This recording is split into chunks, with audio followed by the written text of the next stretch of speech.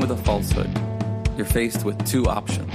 You can accept it or you can reject it. The basis upon which we take one of these actions is a product of our critical thinking capabilities and a desire to know what is true instead of confirming our bias. A lie can travel halfway around the world while the truth is still putting on its shoes. On Brainstorm, we choose the hard truths over the comforting lies. Reason, compassion, skepticism. This is the Brainstorm Podcast.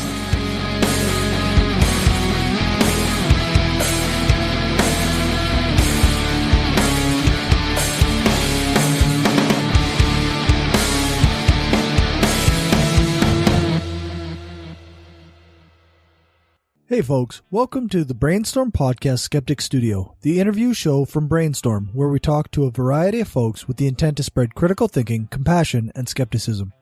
My guest this week is Aaron Rabi from Embrace the Void and Philosophers in Space, although his true claim to fame is being the voice of the Brainstorm Podcast intro.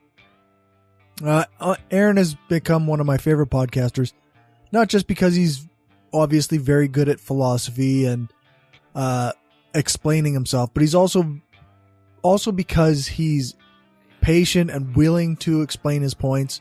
He's good at steel manning opposing views, and he will reply to absolutely anyone on Twitter. It's easy to see why Embrace the Void grew so rapidly and why Philosophers in Space kicked off to such a great start. I have to admit that part of me wanted to have this chat with Aaron because of a slight disagreement we had when he was on Brainstorm for the full 3-hour show. He was also there for the bonus content. I'll add links for the episodes he was in into the show notes for this one. But during the bonus content, we started talking philosophy a little bit, and I was much more sure of my subjectivist stance in regards to morality, and he kind of laid out a little in that interaction about why I was wrong. And to be honest, I don't think I reacted very thoughtfully. So part of me wanted to have him on so that I could find out if I was actually wrong and just being stubborn, or if there were some loopholes in this whole objective morality thing where everything was still based on internal experiences. I gotta say again, my intuition still resists the idea that morality is objective, but I'm starting to think that I'm just being stubborn. Either way, I hope you enjoy this chat with Aaron right after this promo. I'm Dustin. And I'm Wesley. We host the Atheist Nomads podcast. We're godless geeks who take a skeptical look at politics, religion, science, technology, and history. We also interview leaders in the atheist, skeptic, and humanist community. Check us out at atheistnomads.com. That's atheistnomads.com. All right. Welcome to the Brainstorm Skeptic Studio. Today I'm going to be talking to Aaron Rabi from the Embrace the Void and Philosophers in Space podcasts. Good to have you here, Aaron. Thanks for having me. I'm excited to be hanging out again. It's been a little while since our marathon session. Not too many of our guests last the whole night, but you stuck with us. Back in my youth. Yeah, that's right. I'm an old man now. Yeah, a whole 6 months later and you're an old man. I feel like I've aged several years since that podcast. Oh, yeah. So much has happened, eh? Yeah, it's brutal. It's like a death march of history. Yeah, that's right. Yeah, a wild, uncontrolled crash. Yeah, pretty much. So I guess I kind of wanted to talk to you today about morality, ethics, and I figured a good place to start would be kind of contextualized by the Monster Island Facebook group. Okay. when nothing too heinous, I guess, but when a person is first introduced to the group or tries to join the group, there's the question, is morality real or is it, what are the questions again? Is it real or invented or something along those lines? And, is it real or, and I put, my answer is both. Is it made up or is it real? And I think it's both. So I'm curious why that answer might not be accurate. Oh, I mean, I think that is one attempt at a viable answer to a very, very hard question. And I put that question there and phrased it that way as a deliberate sort of... There isn't a perfect answer. It's just funny to watch people mess around with the question. And there are lots of people who write both. You're not the only one. Yeah. It's, to me, a fundamental question within meta-ethics, which is a part of what I study, that is... It's a funny question because I think a lot of times people are resistant to wanting to talk about it because it seems so disconnected from reality. But at the same time, they have very strong feelings about it one way or another. And I think it actually turns out to impact their thinking about applied ethics a lot more than they realize. Yeah, I suppose if you think that morality is completely separate from reality, then you don't really necessarily worry about what you're doing as much, maybe. Yeah, that's one potential theory, is that you don't take it as seriously. And I'm like, I cards on the table up front. I answer the question that morality is very much real, but I'm sympathetic to what I would call sophisticated constructivists who don't believe that it's ultimately real, but are very serious about a project of building our own version of it that is quite real in a social norms kind of way. So okay, so I guess that kind of speaks to where I want to go with this is like, so when we say that morality is real, what do we mean by that? Right. That's the question of the realists versus the anti-realists, or what I would call the objectivists versus the subjectivists. And I think the best way to understand the question is through what's called the Euthyphro dilemma, which is from Socrates. Did we talk about that on the other one at some point? We might have touched on it. We might have touched on it. It's one of my favorites. So just a refresher for people who aren't familiar, Socrates at one point in a discussion of piety asks Euthyphro, and I'm going to just go ahead and translate the question into ethical terminology to make it clear why it's going to matter, is, are things good because God says they are good, or does God say they are good because they are good? Right. Right. And you can do the same thing with human beings. Do we as human beings believe that something is moral because it is in fact moral? That would be the realist or objectivist position. Or is it only moral because we think it's moral? That would be the subjectivist position. And you fall down on the side of it's good or moral, or we believe it's good or moral because it is. Right. Exactly. I think that at the very ground, the very foundations of everything, there are certain objective moral claims that are true, much like the laws of physics, essentially, that apply to any universe that has conscious entities that are sufficiently like us. Okay. And so that's why I think, yeah.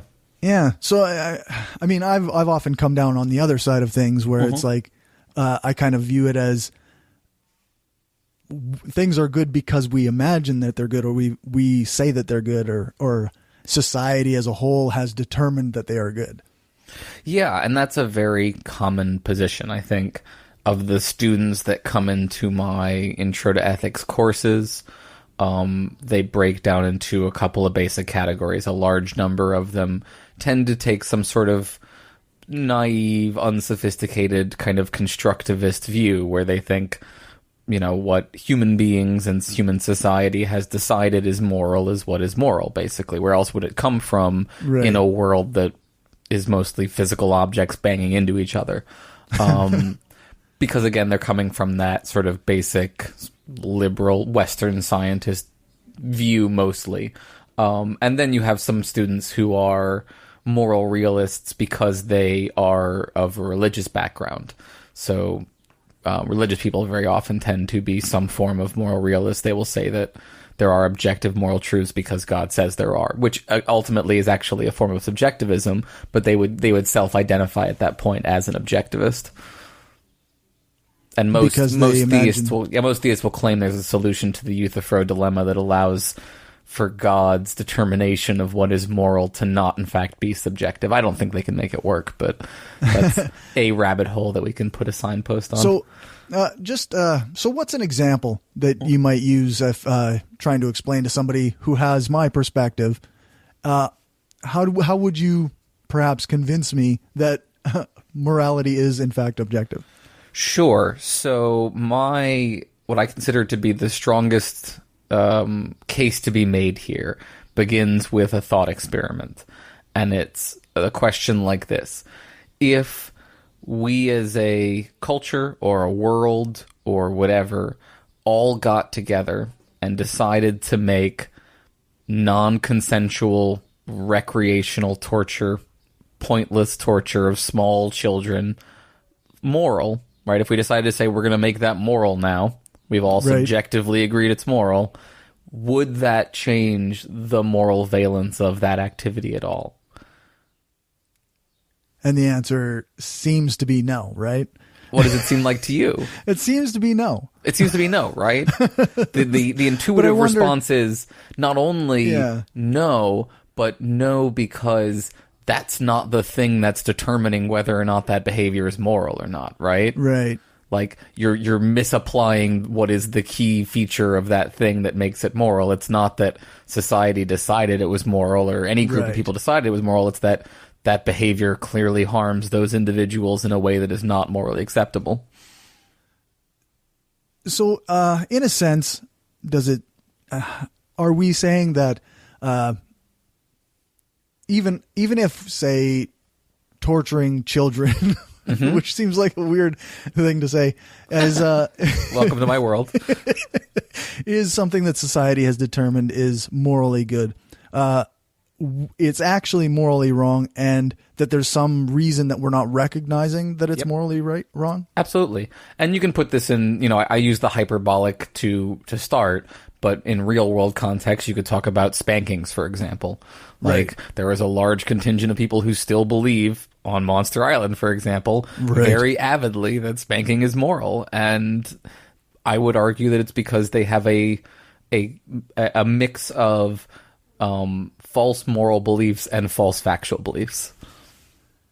And they can only have those false moral beliefs, ultimately, I think, if bedrock, there are certain moral claims that are objectively true merely in virtue of the nature of conscious entities like ourselves.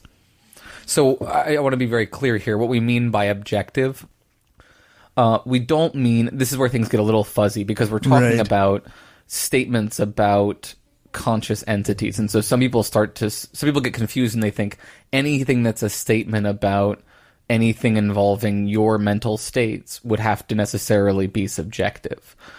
But that's not necessarily the way it works, right? Well, you can make psychological claims about someone that are objectively true or false. That person objectively does or does not have certain psychological features, for example. What we mean when we say objective there is that we mean independent of our beliefs about that claim.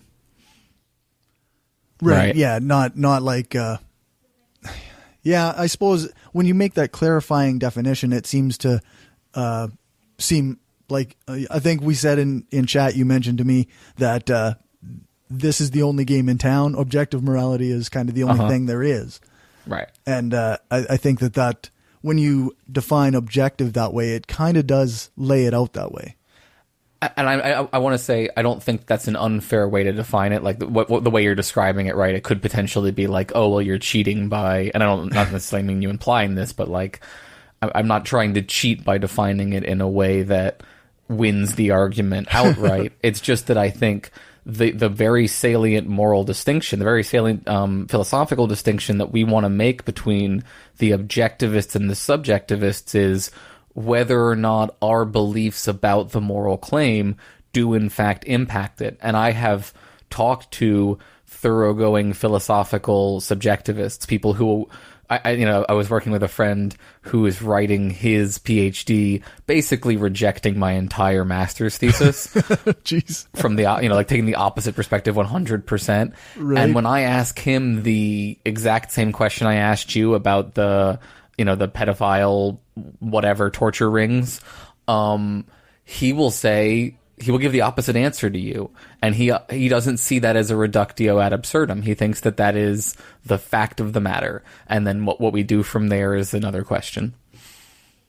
That's interesting. Yeah. So, yeah. How does he justify taking that as the default position? His position is a complicated counterattack against moral realism. It's what we would call an epistemic counterattack, where he thinks that whether or not there are moral truths or not, because of our evolved nature as human beings, we lack sufficient knowledge and epistemic access to those moral claims. And so we can never know the moral truth in any robust kind of way. So all we can do is construct our own version of it as best we can. Okay. Yeah. This is why people get like, oh, metaethics, Jesus. Because it gets really up there. And so it's why I always try to sort of keep pinning it back down to the ground as best I can. Right. Yeah. Like, so back to a practical application type thing. Yeah. So like, for example, one major point, a bone of contention, right? So just like people are in the modern scientific world intuitively, I think, subjectivist, the way you described yourself initially. Right. They are also intuitively objectivists about how some of these claims work in day-to-day life. So, for example, you get in moral arguments with other people all the time.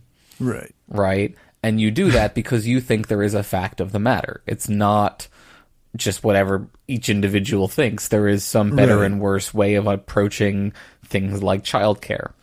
And the objectivists can argue without some foundational objective fact of the matter, it doesn't make sense to even be engaging in those disagreements. It would be like an argument over what is the best ice cream flavor. You're just stating competing preferences at this point. Right? Now, there are sophisticated subjectivists who will say we can work out some form of a substitute objective truth. They usually do it by things like the social contract. So your most common constructivists are sort of Rawlsian style social constructivists who would say any reasonable person would agree to certain fundamental principles, and from those fundamental principles we can derive most of the ethical claims that we want to make. Basically what you get are the subjectivists often try to play a game that looks a lot like objective moral realism without committing themselves to the very weird meta-ethics that I commit myself to. Right. So, I don't know, maybe my, I don't know if I'm grabbing onto this quite the right way. So, we're saying that slavery is wrong, right? Right. And that's an objective fact. And to be fair, the subjectivists will always also want to point out that they also think slavery is wrong, just in a different way.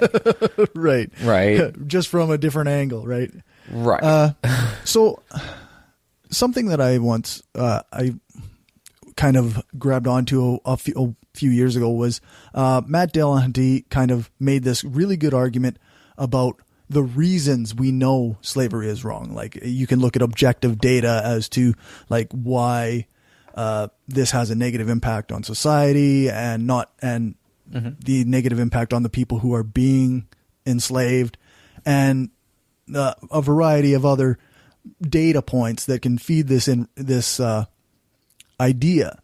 But often people still get wrapped up in the idea that we are still making a value judgment based on emotion or some subjective measure that I guess can't really be objectively described. Mm-hmm. Yeah. Yeah, so this is good. This is one of the various kinds of problems that the moral realist has to engage with if they're going to make these claims about morality being part of the fabric of the world in some sort of way. One of them is, right, how do we get access to it? Like that I was saying earlier, there's access problems. And is it through a system that we can quantify in the ways that modern individuals often want to quantify their sources of knowledge? Right. And the answers are kind of mixed. So one thing I want to point out first of all is we want to separate two important questions here. What is the actual grounding of the truth of these moral claims, and then how we get knowledge of those claims? Those are two very separate questions, because we know it could be true that there are a bunch of claims about the universe, physical law claims, as well as moral claims that exist out there in a way that, because of whatever features of human beings, contingent or necessary, we're never going to have access to them. We're never going to know those truths. We're just not going to get to that level of understanding or something, right? But those things would still exist. They would just be undiscovered truths, unknown unknowns, if you will. Right? So first off, all the objectivist ultimately, I think, has to claim is that moral truths exist out there in the world independent of our beliefs about them. So it might be that all of the skeptical concerns about our access to them are legitimate and problematic, but that wouldn't in any way ever raise a problem about whether or not those things actually exist, because of the argument I've already laid out that seems to say that in a fundamental level, they clearly have to be understood as objective in this kind of belief-independent way. Right, yeah, like those data points that demonstrate that slavery is wrong exist, regardless of whether or not we know about them. Right. And it wasn't a value that we necessarily changed because of that made it wrong or right. Right. So getting to the concern, right? How do we get access to these things if they exist? I do think that a large portion of the mechanism by which human beings are able to gain access to the moral landscape, as it were, is through empathy. That we have an experience of our own internal mental states, which include both pleasure and pain. We, on a fundamental level, therefore grasp that there are certain mental states that one wants to avoid and ones that one wants to promote. If we have them in ourselves and we have the capacity for empathy, we can experience those things in other individuals as well. Right? And from there, we take that empathy, our ability to perceive this thing I'm doing is hurting this other person, and combine that with rational inference and philosophical understanding and argument to get these robust ethical principles that explain how I have a moral obligation to avoid doing unnecessary harm to you, and you have a moral obligation to avoid doing unnecessary harm to me, and society exists to promote the flourishing of everyone. All these kinds of claims. Right. And I would say my thesis, my master's thesis, was arguing that we overcome the epistemic access problem that evolution presents, which is, if you think about how human beings evolved, we evolved to be a mixed bag of ethical reasoning, if we're being honest with ourselves. There's a lot of there's a lot of bad things. I mean, what we mean is there's a lot of things in there that were adaptive at one point in our evolutionary process that in the current modern society with the rule of law are maladaptive. Right? And we are changing, and that's good. But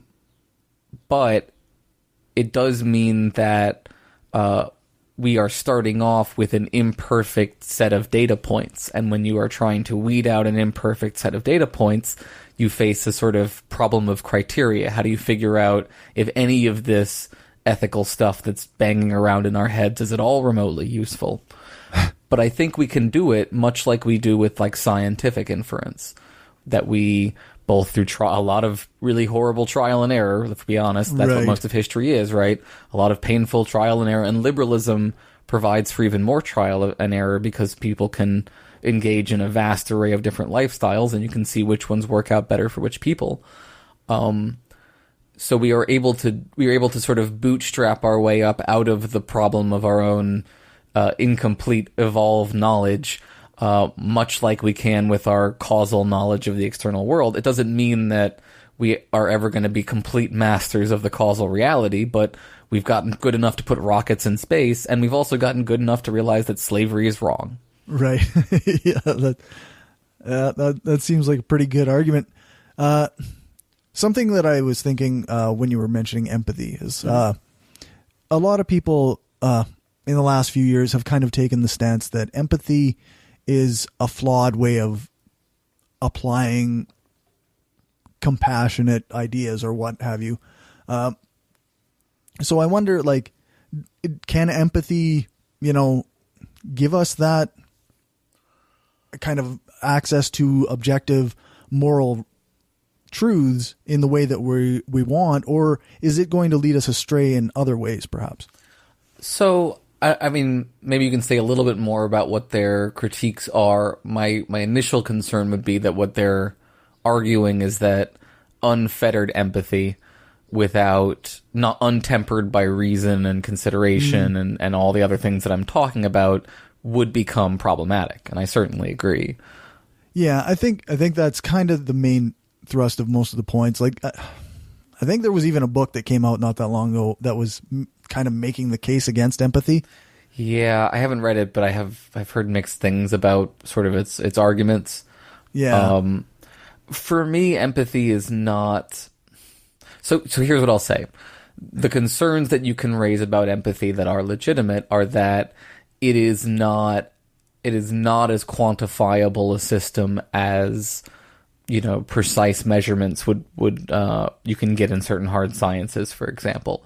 Right. It allows one to perceive things, but it doesn't allow access to those perceptions for individuals outside of that consciousness. And so, like much of psychological analysis, there's an access problem for people trying to study the phenomenon. So that does lead to a concern about how much of this is problematic. And then I think there are legitimate concerns that, like, empathy can be another form of confirmation bias, that what we think of as me being empathetic towards someone is really me projecting my own emotions onto that person and thinking that they're thinking what I'm thinking they're thinking, but it's really just me Right. being narcissistic all over the place. Right. And, yeah, and my answer there is it's a reasonable concern, and we should always approach this sort of stuff with epistemic humility, and we should seek to gain direct information wherever possible from the individuals we are trying to help, and not merely make huge life-altering decisions for them based on our own inferences about what empathy is telling us.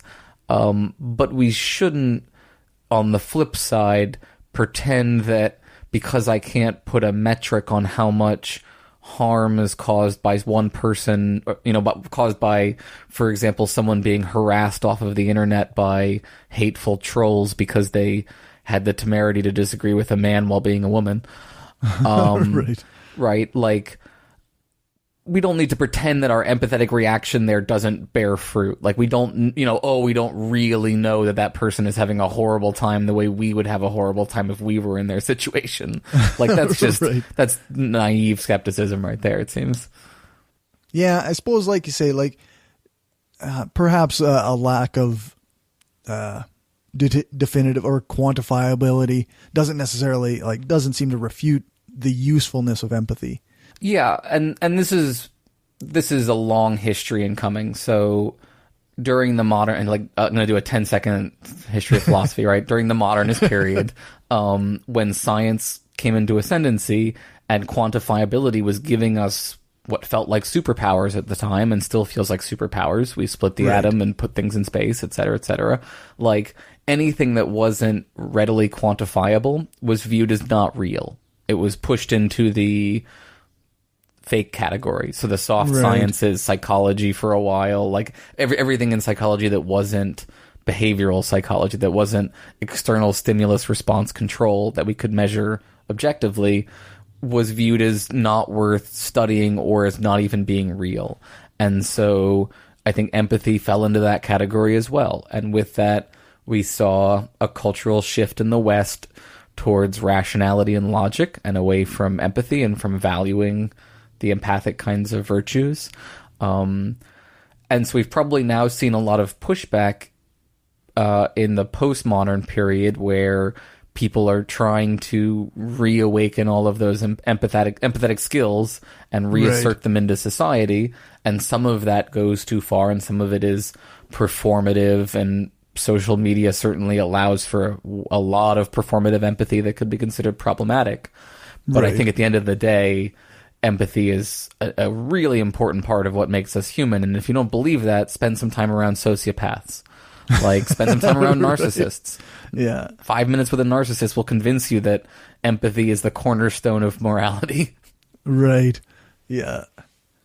Even before, like when I was still pretty new to the whole atheist skeptic thing, there were memes going around saying like, if you can't love your neighbor or whatever, then you don't lack God, you lack empathy. Mm-hmm. So to some extent, even people who probably now argue against empathy to some degree are in favor of it. Yes, I think so. And I think the humanist movement owes a lot to empathy. And really, when you think about secular ethics, as we moved away from the divine command theory model, the main thing we replaced it with was concern for harm and concern for fairness. Right. And the best way to be perceptive towards harm and fairness was to up the empathy. And so you get a very empathetic, progressive left. Even though you then see a pushback in the secular movement, for example, to people thinking that we've gotten too empathetic. Right. I don't believe that to be the case. I'm not on board with that yet. Yeah. We'd have a long way to go before I figure that we're too empathetic. Mm-hmm. So we hear a lot about different systems of ethics or systems of morality. And I wonder, like, how do these, like things like virtue ethics or utilitarianism or what have you, how do these play into the objective subjective type dichotomy? So I like to teach ethics as being like a 3-layer cake. So Okay. at the top, you've got meta-ethics, which is questions about the nature of morality. Is it real? Is it made up? And then you've got what I call the middle level normative ethics, which is the theories you're describing: utilitarianism, deontology, virtue theory, care ethics, right? All these sorts of views, egoism. And then at the lowest level, you've got applied ethical theory. So where you're taking everything from the top 2 levels and putting it in real world situations. So all of these levels can move independently. So you can be either a realist or an anti-realist and also be pretty much almost, with some weird exceptions, any of the normative kind of theories. You could be a realist who's a utilitarian. You can be an anti-realist who's a utilitarian. Or, you can be a constructivist who's a utilitarian. Same thing with applied. Like you can have a utilitarians who, half of them think that one thing about an ethical applied issue and the other half think the other thing, and they both claim to be coming at it from a utilitarian perspective. Right. It's like, what is that? Bayesian probability. Yeah, when like Richard Carrier uses Bayesian reasoning to argue against for mythicism, but then religious people, or there's religious philosophers who use Bayesian reasoning to like argue against mythicism. Sure. Yeah, absolutely. And that's not an uncommon situation, right? You see that in a lot of different fields. I should point out there is another group in all of this. So subjectivists, I would say, are not necessarily true anti-realists. There are what we would call moral nihilists. Yeah. Right? So they would say there are just no moral truths whatsoever. Neither is it true that my personal beliefs generate moral truths, nor is it true that there are objective moral truths. Moral claims are, at best, statements of personal preference, like I was saying earlier. It's an expression, right? It's me crying out in disgust at something that I don't like, or crying out in excitement at something I do like. There is no truth or falsity of those claims at all, whatever. I think that is a totally untenable position, but there are people who hold that. That's the error theorist kind of position from Mackey. I think the arguments for it are pretty weak. They're the kind of stuff that we've been talking about here so far, including plus one other argument. They make the argument that because there is disagreement between people about ethical views, that therefore it must be not real, which I think is just a very bad argument, because there's disagreement about scientific claims and a variety of other claims about things that we all agree are objective. Yeah, the trouble with disagreement as an argument against objective morality is that people, like you say, some people will just deny certain facts that feed into that information. Right. Plus, you get the problem I raised earlier that disagreement is also a tricky subject for the anti-realist, right? Right. The subjectivist can make a fake, what I would call a fake, but an artificial moral construct to justify disagreement and debate, and there could be legitimate debate within a system that everyone agrees upon subjectively, but the anti-realist really has no argument to be made about why we would have these arguments at all, right? Other than, I'm just trying to foist my emotional preferences on you by expressing them at you very evocatively.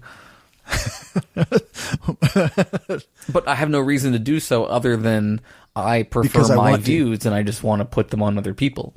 There's no moral obligations to do anything on that view at all, ever.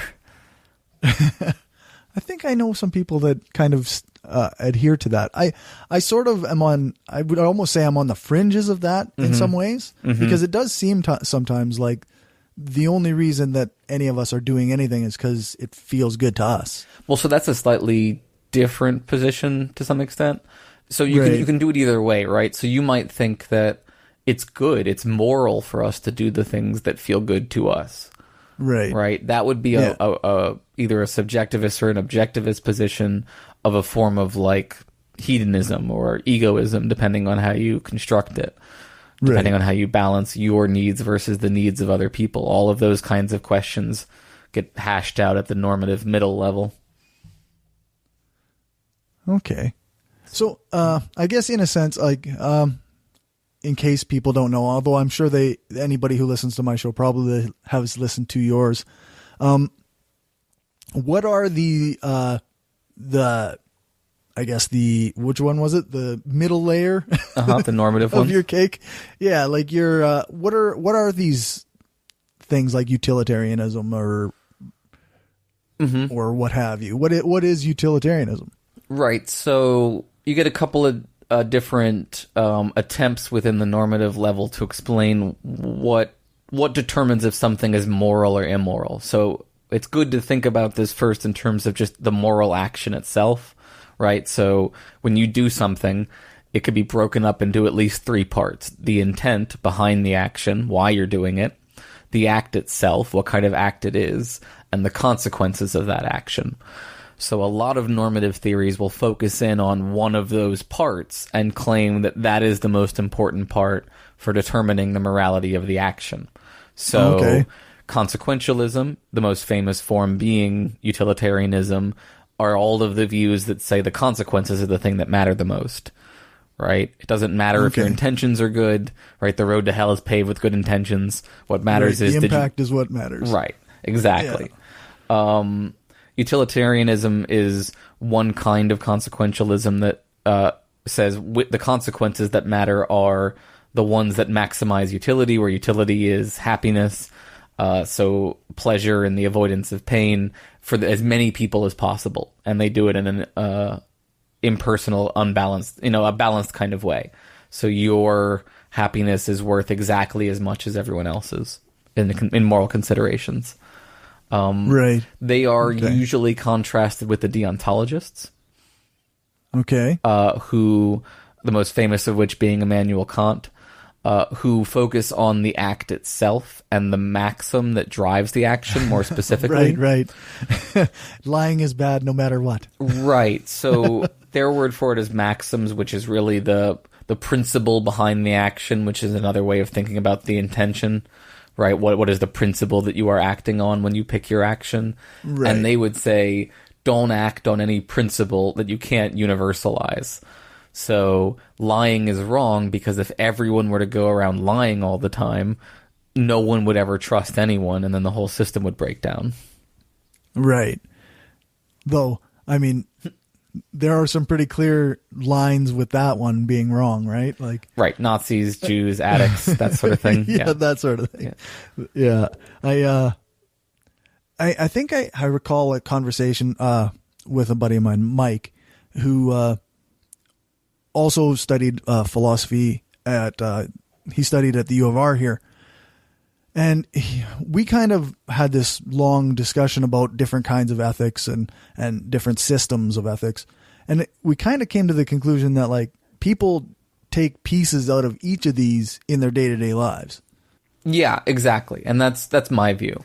I'm what I would call an ethical pluralist. So within the normative level, I don't think that there is one right theory. I think that each of these theories that I'm talking about captures important ethical intuitions, important foundational truths or insights that one needs to synthesize together with the other theories in your own behavior and decision making. And it's not an easy system. So Aristotle would say that there's no formula for being the right person in every situation. There's just training the practical reasoning to be sensitive to all of these different factors when you're engaging in all of your behavior all the time, and to always act virtuously, and so try to balance these things as best you can. And that can mean different conclusions for different people. So one person might rightly decide that in this situation they don't want to have a child or something, and the other person could decide in that situation they are morally justified in having a child, and they might both be right in that situation for them. Right. Yeah. Right. I suppose there's a number of contexts that might apply to different people and sort of too. Right. This is what we would call being relative but not subjective, or being context sensitive but not subjective. Right. You can't, because nothing is happening in a vacuum, right? Right. So, for example, how much the classic Aristotelian example is how much food I should consume is proportional to how much activity I engage in. So I shouldn't consume as much food as Dwayne "The Rock" Johnson should consume, right? Because I'm a different shape than him. Right. And so as a result, it is objective, but relative to our different natures. And so two individuals might come to different moral conclusions for themselves in their own context. And there, I think, are a range of acceptable behaviors, lifestyles, choices that are all morally acceptable. And then outside of that range, there's a bunch of things that aren't acceptable, like being a Nazi. Right. And usually the stuff outside of that range, you can think of it like a big old plateau, right? The moral landscape is like a giant plateau, and all around the edges of the plateau are these different, very extreme ethical theories like utilitarianism, virtue theory, maximize this, right? And the right answers are all of the areas in between these different views that attempt to balance them in a healthy way. And then outside of that plateau is a steep drop off into immorality. So the minute you start, substantially violating people's autonomy, even for the sake of maximizing utility, you have stepped off of the plateau. Right. Yeah. You've gone too far. Yeah. So one of the, I guess, kind of jokes we had in our little group of friends as we were philosophizing, was that kind of formalizing or trying to build a system of ethics that one can write down and teach to people is almost a fool's errand in the sense that it can't really be one thing. Mm-hmm. So I wonder, do you think that it's important to keep trying to find the ultimate moral system? I think that there are people who do try to do that, to try to create what you'd call like a unified field theory, I guess, for ethics. Right. I know that desirism is one example of that a couple people have brought to my attention. We're probably going to have the guy who invented that on our show at some point to talk about it. It's not my main focus, but it's also not, I think, essential to what we would consider ethical progress. So I think it's a mistake to think of the goal of ethics as to create one perfect unified theory. I think the goal of ethics is to develop these different intuitions and see how they play out in contrast with each other in a variety of applied circumstances and emerging ethical dilemmas that we face in a very radically altering, constantly changing world. And I think teaching people ethics isn't, here's the book of the right answer, memorize it. It's, here are all the different attempts to wrestle with these problems by all these very smart people across history, summarized in ways that are still accessible to someone who basically doesn't even speak the same language as them anymore. Right. Taught to you in such a way, hopefully by someone who doesn't want to indoctrinate you, but instead wants to give you the ability to weigh these things in your own mind. And that the weighing itself is the building of a muscle. And if that muscle gets strong enough, then yes, there was a point to that teaching. I think that's the value of it. I think it's not giving them an answer. It's giving them an exercise routine. That makes sense. It's not, here's the big book of ethics and these are the rules you follow. Mm-hmm. It's more of like like you say, a bunch of tools and yeah, I like that. Maybe it works out. I don't know. We'll see. Well, I don't know how much longer the world's going to last at this rate. No, but my students seem to like it, and it seems to help them a little bit. Yeah, good. Luckily for us, there's no way to ultimately tell if it's actually making people more ethical or just better at or better at lying to each other about what they're doing in such a way that it makes it sound ethical. So, it's all a wash, but we're trapped here. Hopefully it's doing some good. Yeah, we're trapped here. We're trapped in these meat bags, so let's do something, right? Yeah, might as well. It's funny, kind of off topic, but I grew up on a farm, and thinking about philosophical things isn't a thing in that environment. You work. You live, you work, you raise your kids, you work, and that's it. Mm-hmm. I spent some time working on a farm. I know what that's like. Yeah, and it's very interesting. Like about, I don't know, maybe 10 years ago, I was talking to my dad about this pop culture and philosophy series that I was getting into, and he was just like, why? Why even bother? Well, because it's neat. It's cool to think about things and understand them, but... Yeah, I certainly, I know the individual you're talking about. I know lots of them. I'm related to some of them. This is a situation where we shouldn't let our empathy drive us, possibly, right? Right. They may not be missing anything. They may not be necessarily, unhappy or incomplete. Their life may be flourishing. And we may not even need to, put onto them some sort of, noble savage kind of thing of they have a special kind of philosophy that comes from not philosophizing and just living their lives naturally. I don't even need to go to that length. People live different lives, and I don't think everyone all have to engage in reified philosophical discussion for the sake of leading a good life. I think I find that with individuals like that, if you approach them on the right topic in the right way, they're suddenly a philosopher. That everyone is a philosopher about something. If you get them in the right angle, and they're I'm an introvert, and it doesn't sound that way for my performance voice, but in real world I'm an introvert. But if you get me going on stuff like this, I can do 5 hours, right? I can't do 45 minutes of small talk about what's going on in your day. But if you want to talk about ideas, we can go 5 or 6 hours before I might need to sleep or something. Right.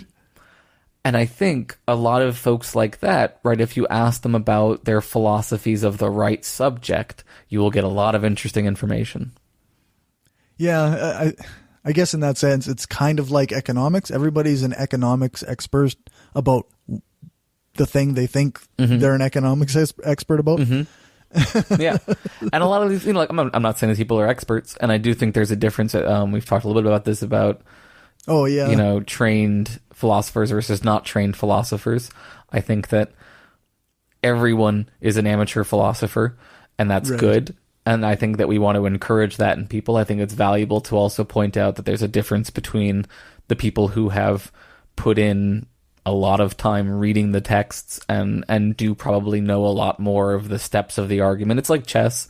You know, you learn along a lot of steps along each of the different lines of the argument. And so that puts you out in front of other individuals in some of these debates, but it doesn't necessarily make you a better person or something. And you should always, I think, be able to play a game with someone at whatever level they're at. Yeah. Yeah, I guess that's that one tweet by Massimo Pigliucci where he like said like people calling themselves philosophers, like you're not kind of thing. And I guess we talked about that a little bit on Twitter where like, yeah, some people are amateurs. I'm totally cool with being an amateur. I didn't put the time in, but philosophers do seem to, as a group, be much more willing to apply that label of philosopher to people who haven't done the work. Yeah, and I think it's partly because like part of it is that we're just happy that we're still included in the group at all. And so we don't want to make anybody angry by like saying you can't call yourself a philosopher. It's like, what are the criteria for calling yourself a philosopher? Like, we're being honest here, right? They're pretty low. Yeah. Yeah. That being said, right, in defense of my career choice, take someone like Sam Harris. Sam Harris is not dumb. I think he's wrong about a lot of things. I think he has blind spots on a variety of things. I think from what I understand, he's a scientist originally. He's interested in Buddhism. I would say he's probably read a decent bit of philosophy. Is he a philosopher on par with someone who has a PhD in philosophy? No. Any more than I'm a neuroscientist on par with him because I've read some books on neuroscience. Like, that's silly. Right? That's very silly.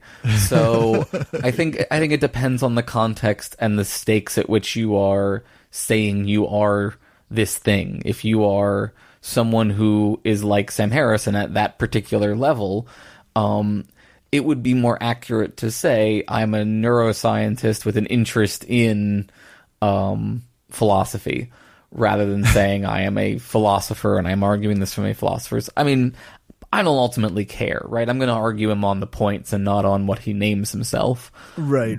But there is at least a distinction to be made there, and it's probably useful to, if we want to help people understand what it is that we do in academia, it would be good to not pretend like anybody who writes a book about ideas is also a philosopher on top of whatever else they are. Yeah. No, that seems fair. Yeah.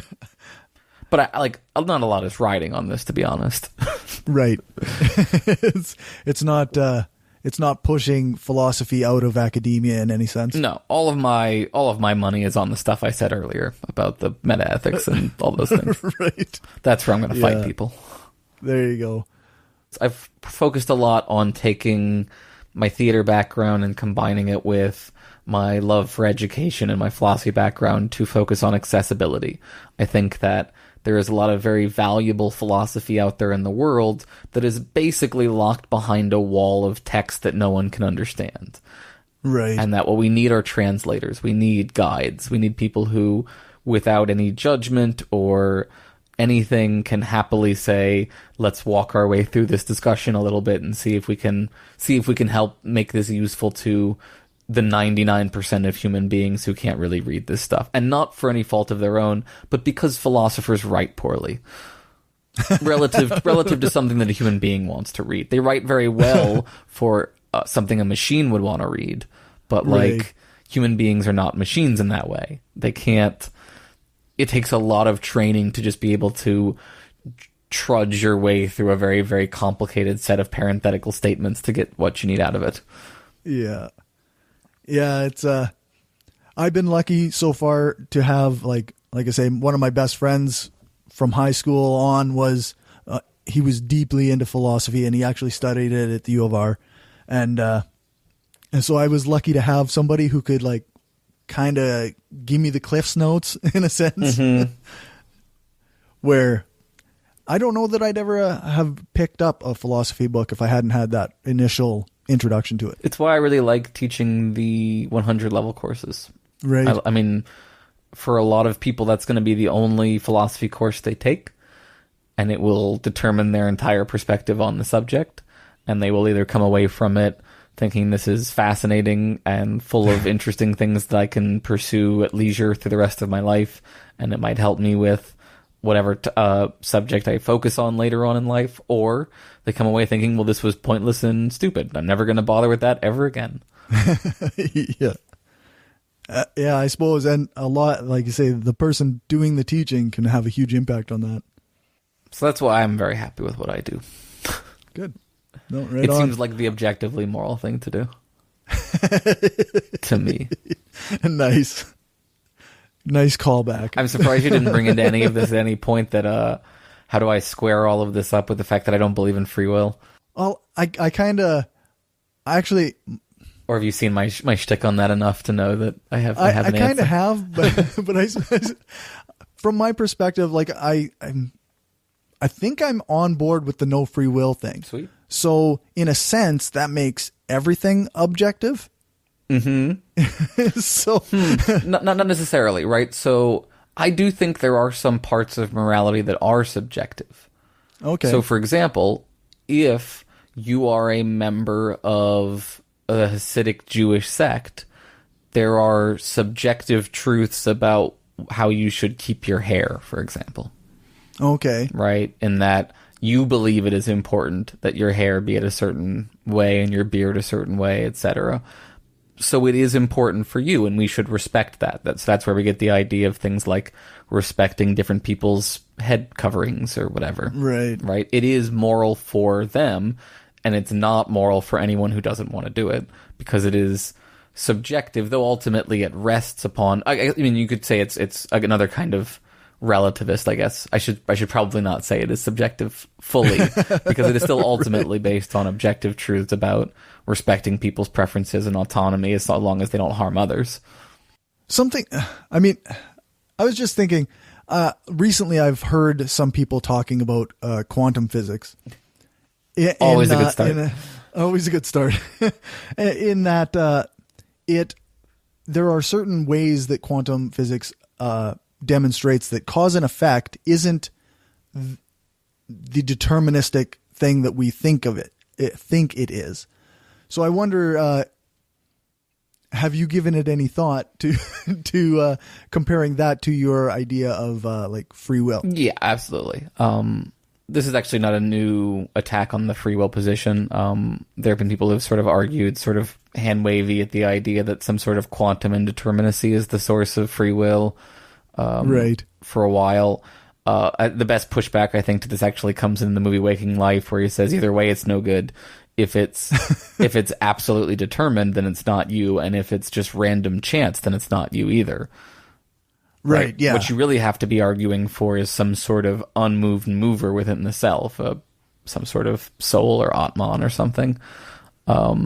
So yeah, the quantum thing doesn't worry me in the least. I'm fine with everything being probabilistically determined. It's still determined, and this is why when I do my no free will stuff, it's all at the psychological and social and individual level, and not at the chemical, not at the particle level, because I'm not a particle physicist. Right. Yeah. And yeah, I don't know. I always kind of like figured like even like this, this lack of cause and effect is still a type of cause and effect. Mm-hmm. Yeah. It's not a lack of cause and effect. It's just a cause and effect that works in a probabilistic spectrum rather than a binary or a whatever, or a single stream. So I guess, I mean, we're almost at an hour now, but I'm curious about your arguments against compatibilism. I know that some of the people who are compatibilist consider people who argue against compatibilism to be using a bad definition of free will. Mm-hmm. Like this idea of the unmoved mover or whatever is not a coherent definition. Mm-hmm. Which, so in that sense, are compatibilists and determinists arguing this again the same thing? I think we are. I think that their attempt at redefining the Dennett move, as it were, is ultimately not a sustainable move in this debate. We did 2 episodes of this on ETV. Actually, we did a free will, no free will debate where someone steelmanned the Dennett position, and I argued my position, and then we did a follow up on it that was the moral luck argument, and that's really where I think the rubber meets the road in the free will debate. So, like I said it all throughout here, this stuff only matters to me if it's applying to actual human beings in the real world. And what really matters is, do you have control over the thing that you are doing? That's what we care about, right? In situations where someone clearly doesn't have control, we don't hold them morally accountable. And that's the most important consequence of all of this conversation. So I'm okay with a compatibilist view that can cleanly delineate when someone has control versus doesn't have control.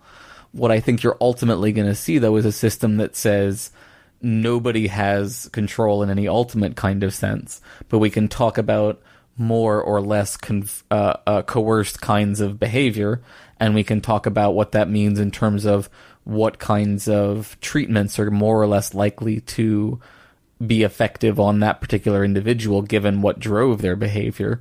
But I don't think that you're ever really going to find a space where you open up an actual space for real free will in the compatibilist sense. And I think that that's what they ultimately keep trying to nudge in there, is some idea. Like, I know they think, they claim we're not meaning it in the libertarian sense, but if they mean it if they deflate it enough, then we shouldn't call it free will, because then you're just confusing people. Like, what you really mean is less coerced, unfree will. Right. Yeah.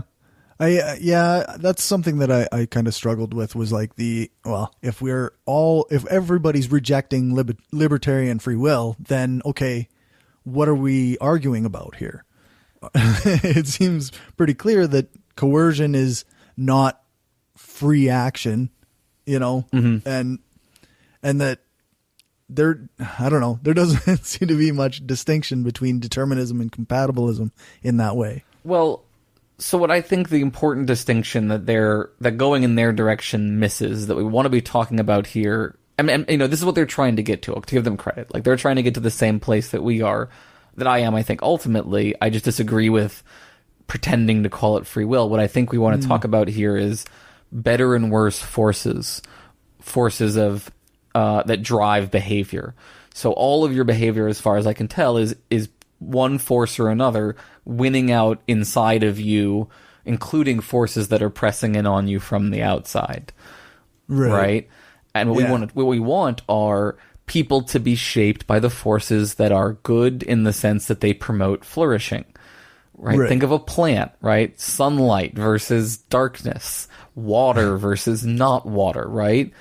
It doesn't matter if these things are under the control of the plant.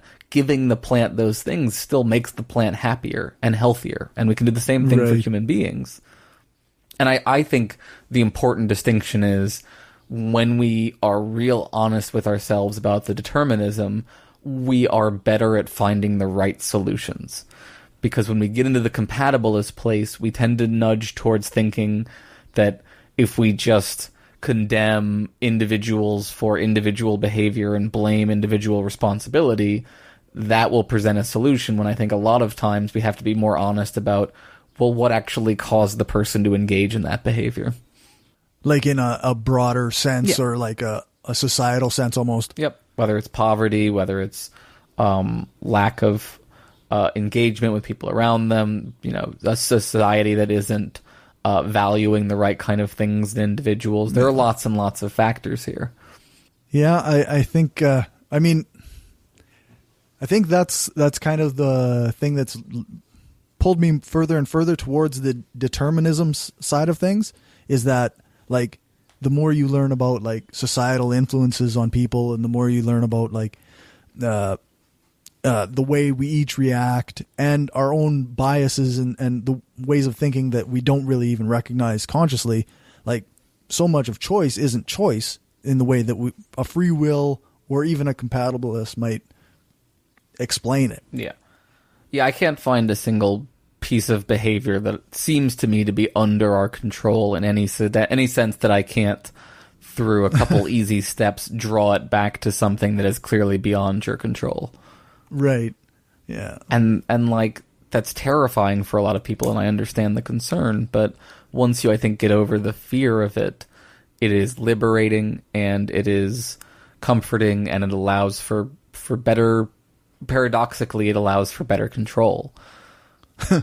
But we see those kinds of paradoxes in the Eastern traditions that, when you stop fiendishly grasping after control, you paradoxically are more able to do the thing you always wanted to do.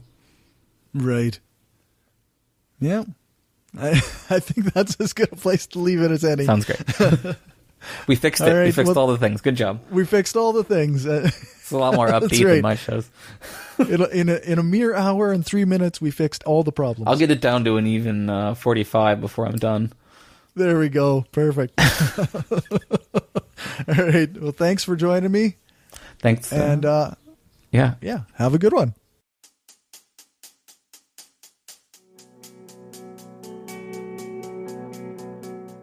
Okay, so that's the end of the interview. I realized that I forgot to get Aaron to plug all the stuff, but I generally repeat it at the end of every episode anyway, because of his contribution to our intro. But you can find his stuff at voidpod.com and by Googling Philosophers in Space. I'll have all the links that you need in the show notes. So, what do you think? Do we have free will? Is morality objective? I gotta admit that Aaron is very good at making the case for both of those things, and I'm pretty sure I'm on board, despite some intuitive reservations. I do have to thank Aaron for coming on and talking this through with me. It was a great conversation. In case you didn't know already, I was on Embrace the Void a couple of weeks ago and talked to Aaron and GW about equality of outcome versus equality of opportunity. So I highly recommend you check that out as well. I'll throw that link in the show notes as well. I've got a little bit of housekeeping. For listener feedback, on Facebook, Chris Watson sent me a message to say that he really liked the Brian Dunning interview. So thanks, Chris. I really appreciate that. On Twitter, Keith Davis said, I actually emailed Dunning right after the Rogan debate. I pointed out that he was fed info by his staff in order to make Dunning look like he didn't know as much as him.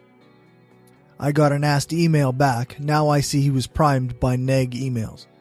And yeah, I think that's got to be the only explanation. Brian seems like a pretty decent guy. I mean, I'm sure if one were to talk to Joe Rogan, he would probably seem like a pretty decent guy too. But it would suck to be bombarded with negativity to the point where you expect it and react badly to people when they're trying to be positive or supportive. I gotta admit, I feel pretty vindicated about my claim that Rogan was once a 9/11 truther, because he basically was, and he fought tooth and nail with Brian on that show about whether or not Building 7 fell into its own footprint, which it fucking didn't. Okay. Besides that, on YouTube, Rotting in the Midwest said, an interview with Ina earns you a subscriber. I look forward to checking out your stuff. So, obviously that was on Atheism and the Right with Ina Nice Mangoes. So thanks, Rotting in the Midwest. I hope you enjoy our stuff. On Patreon, we don't have any new patrons, but I do need to remind everyone to make sure that their accounts for pledging are up to date and able to handle the charges. I don't mind if you have to lower your pledge, or even if circumstances make it so you have to delete your pledge. I just don't like having to do the awkward, hey, buddy, your pledge didn't go through message. And it feels really awkward. Maybe if I was more professional, it wouldn't, but the way I feel, it feels super awkward, and it's just easier for everybody if you have your stuff up to date.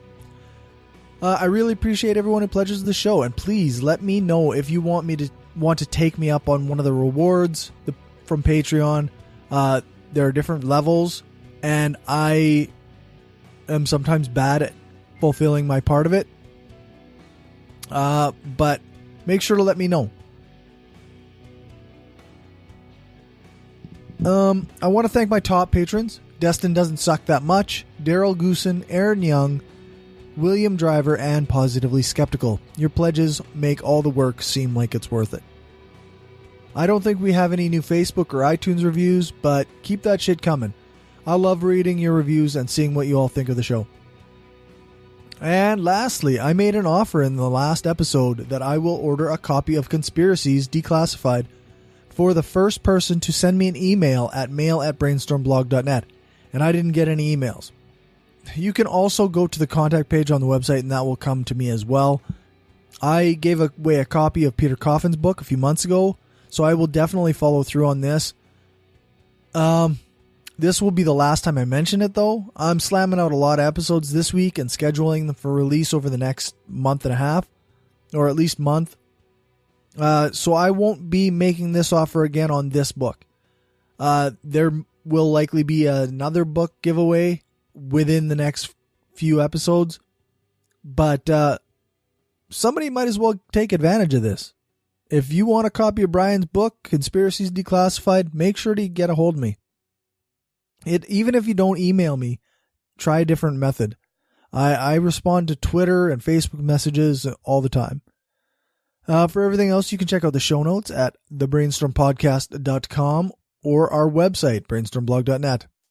Thanks to our financial supporters, Keith, Kim, Janet, Stephanie, Zach, the Utah Outcasts, Will, Aaron, Daryl, Bob Glenn, Destin Doesn't Suck That Much, Magnus, several species of small furry animals gathered together in a cave, Positively Skeptical, Rob, Chris, and Larry. If you want to help them, join them and help the show grow, then you can do that at patreon.com/brainstormpodcast. Or go buy some stuff. tpublic.com/stores/brainstorm-podcast-gear. Thank you to Dave for our intro music. Thank you to Aaron Rabi for doing the voiceover for the intro. You can find his podcast at voidpod.com. Thanks to Alex Capper Murdoch for doing the voiceover for our ads, and thanks to Jason Camo for our outro music. You can find his music at aloststateofmind.com. All music played is either with permission or under the SOCAN license to play. For more information on SOCAN, you can check out the music license info page on our website, brainstormblog.net. Remember to give us a rating, a thumbs up, or a fave on your podcatcher of choice. Join our Facebook group, like our page, follow us on Twitter, share the show, and spread the word. I'm hoping to do a short bonus episode this week for patrons as well, so keep your eyes and ears open for that. Thanks for listening, and remember, the truth matters.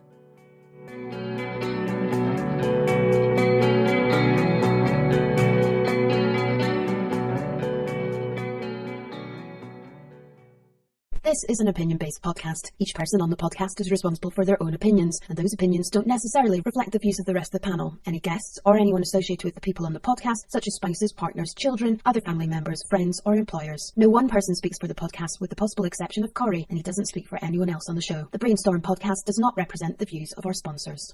We just wanted to say thanks to everyone who listens to us, shares the show, gives us a rating on iTunes or Stitcher, or supports us through Patreon and Gumroad. We don't have a lot of interactions with our listeners, but what we have had proves that we attract some of the best people around. Smart, kind, and cool. An audience truly worthy of the titles hardcore and woo-free.